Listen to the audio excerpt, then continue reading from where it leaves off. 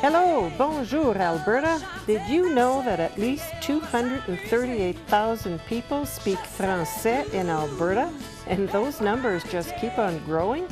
Oui, oui, c'est vrai, it's true. And thanks to Shaw TV Community Access Programming, we get to reach out to everyone to let you know all about special people, places, events, and activities happening right here in this great province, in both English and en français. That's right, mes amis. We begin the first part of our program in English, and then we repeat it en français. So stay with us. Restez à l'écoute.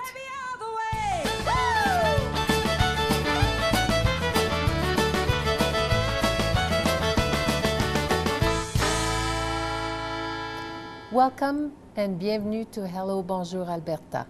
I'm Anne Boiteau. And I'm Marc Lalonde. And today we are very pleased to introduce one of Alberta's great author and writer, Gisèle Villeneuve. Gisèle is a writer who writes in both languages, in English and in French, sometimes incorporates a little bit of both in her books. And she's been here in Alberta for over 30 years or so. We stopped counting, but yes. Yeah. Nice of you to come and chat with us today, It's my Gisèle. pleasure. So talk to us a little bit about the kind of writing that you do. Well, mainly what I would call, in a very general way, a creative writer, without scaring anybody, a literary writer. It doesn't bite, it's perfectly fine. Basically, it's to use writing as a door to open imagination. Because obviously we can write about so many different things in so many different ways, but for me, writing is an act of playing with language, of opening imagination and looking at the world in which we live, which we cannot escape. We cannot even escape ourselves. So obviously you write about what you know, but to quote someone else, you write about what you don't know about what you know. So basically, to stand the cliches on their heads, to look at language, how we use it, and to use it in a different way. And the fact that I use both languages often, more and more and more, it enables you to examine your own language to begin with, to examine the English language. It's amazing how much the two languages historically are quite linked. Not always good history, a lot of people have suffered because of that, but they are truly, truly linked. So this is the kind of experiments that I like to do, and also within writing about a story. In a fictional manner. In a fictional manner, yes, exactly. For me, fiction is really the domain of the imagination. Mm-hmm. Mm-hmm. And you started out a little bit, probably in French, not knowing you were going to go to English in that way, but the BBC helped you out? Well, yeah, I mean, I was raised completely monolingual French in Montreal, and I went to live in London, England for 2 years. I worked for the BBC. I watched how they were doing things. I was working specifically with the World Service at the BBC, and I was working for the studios, just doing the general work and booking the actors and all that. And I would go in the studio and observe how the producers would put a program together. All the script writers would be writing their scripts, and I proposed a project to the program organizer, and he said, okay, you go ahead, you do it. He gave me carte blanche. So I wrote, I produced a series for children, basically, but all in English, in England. So that gave me my taste, really, of working in English as well, to push the boundaries, really. And you did all that in 2 years? Yes. Yes, I was Okay. Wow. Pretty cocky, actually, with my big French accent over there. Well, you faked it and you made it. Yeah, that's yes, amazing. I really discovered the English language in London because I started to read in English, and that I never stopped since. They have a few good books in English, as I recall. They do, they yeah, do. 2 or 3, yes, absolutely. for sure, Yes. for sure. Quite the thing. And then you came back to Canada and you decided, okay, this is it. I am writing in both languages. And talk to us a little bit about maybe your first novel and how, what the evolution was throughout your novels. Yes, it took me a long time to find my way, to find my subject. At first, I never really knew what I wanted to write about. So before going to London, I went on a 6-month backpack trip through Asia in the days where you could go to Kashmir, to Afghanistan, yes. and all these places, nobody would shoot at you. These days are gone, unfortunately. That was extraordinary. So obviously it was the big experience of my life at that time. I was in my early 20s. So the first novel in French is really based around that trip that I did with my partner. And so it is all in French, but it's set in Asia, and it's so that's kind of the first idea that I had also of working elsewhere, because there's Asia and there's exotism in a certain way, and other places have always interested me more than let's say the story per se. So that started it.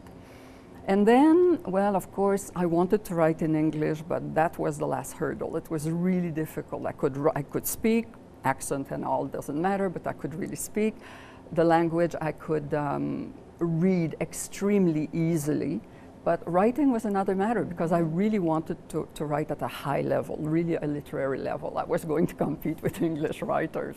I had to know my stuff.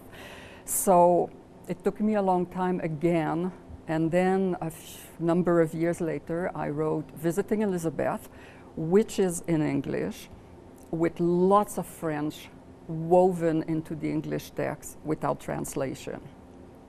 So that is what I call writing bilingue rather than bilingual. And for me, it is a play between the two languages that is very positive. There's no antagonism there. So that's kind of where I am now. Mm-hmm. I've noticed through watching a lot of British shows that there is a lot of French. They use a lot of French in Britain. And so it's almost a natural thing. People don't open their dictionary to find out what the translation is. It's just part of everyday life almost. Well, you know, after all, the Norman conquest of England in 1066, they left a lot of French. Yeah. And if you look at the English dictionary, it's full of words that have a French root, from you the know. French, for Yeah. sure. Yes, So absolutely. is that the idea in your books, that people who read the English book, your English novel, will just automatically understand the French that's incorporated in? There is a huge paradox here. You're mentioning in English, in England, people speak French, understand French, French words are used, and that's not a big deal. Canada is supposed to be a bilingual country, and then you just wonder sometimes if we are truly at the literary level as bilingual as we'd like to think that we are. But I've asked many readers, unilingual English readers who have read Visiting Elizabeth, "Oh, I love your book." Okay. Were you lost with the French? Oh, no, I understood everything, because I put the French in context. Yes. So even if they don't understand every single word, they pick up the context. Sure. So that make them think that they know the words. So that's a very interesting thing. Yes. Can I ask you a question about your newest book, Yes. Outsiders? Now, it's called Outsiders, but it's French. It is in French, yes. Yeah, because outsiders is a word that's gone the other way, hasn't it? It's been adopted into French from the English, and then there are, you know, le parking and things like that. But also. this is officially in the French, the real French dictionary. Definitely, absolutely, definitely. And I had a chance to read some of it and try to understand what you mean by outsider. because it's a collection of stories. I love books that are collections of short stories, Yeah. because you can just read one and then try to go to sleep, or read two or three or four. Anyway, so what is an outsider in your definition? Well, I mean, the actual definition of outsider is in racing, a horse that is not going to make it, is not favored, but may actually win the race. This is the actual word for it. In the figurative, it means something like a person who may win a literary prize, but maybe not, and actually wins it. So it's outside the norm, and it's also a person who is outside the norms of society, who functions differently. So these are all stories that are not related one to the other, except that the characters are all somewhat outsiders. They don't toe the line. So I have to admit, I found myself relating to some of those those characters, and I don't consider myself to be that much of an outsider. So to what degree is everyone an outsider? I suppose up to a point. We all bring something else. We all have a different kind of experience, But basically, in all of this, it's more the person who has not lived like everybody else. The first story, I mean, there's a picture on the cover. It's actually me rappelling off the weeping wall on the Icefields Parkway. We're doing some ice climbing. So the first story is a woman who was called by her grandfather to come to Montreal. She's a mountain guide, and she ends up scaling the building in order to get him out of where he is, and he rappels down. It's kind of an outsider thing to do. Yeah, Yes. you didn't give away the ending too much there. That's good. Yeah, and he's got a whole background. And it's amazing. I thought it was amazing. The story's what? 3-4 pages at the very most? It's a fairly short one. It's this really one. quite Yes. short, and yet you build a feeling of who this young woman is, and who this grandfather or this uncle was also. So I must say I was I quite enjoyed the story. I have a hunger to read more of them. Well, that's great, great. And what kind of novels or writing do you prefer? What's your favorite?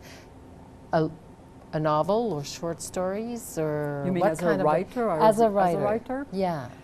It really depends on the mood, For me, novels is something that you engage with, and it's large and lavish.